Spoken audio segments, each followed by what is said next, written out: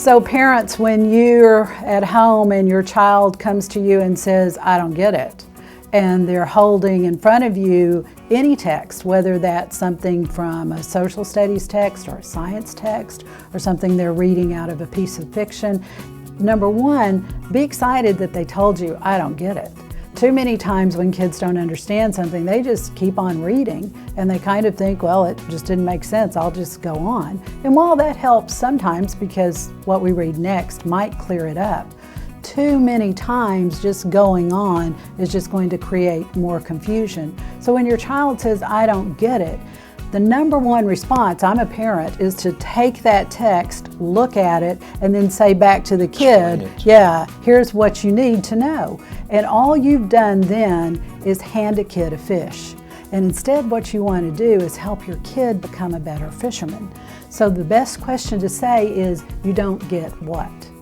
And when your kid says, well, say, well, sweetheart, go back and show me, was it a sentence, was it a word, was it this phrase, is it how does this chart fit with this part right here? Show me what you don't get, because the number one step in solving a problem is identifying that problem. So don't assume for the child that you can figure out the problem and then just explain it. Whether it's a math problem or something in a social studies text, make sure you say to the child, you don't get what. Let that kid identify it, and then you can begin to say, well, do we need to look up a word? Do we need to look at this graph? Do you need to turn back?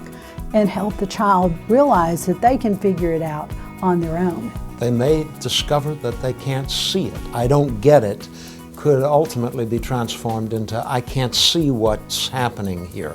Or it could be transformed into I don't understand why this character has said this, or I don't understand why this event seemed to lead to that event. And once the kid can say that, he can move on to exploring and answering those questions that he has raised. So when your child says, I don't get it, celebrate that, but then say back to him, I don't get what.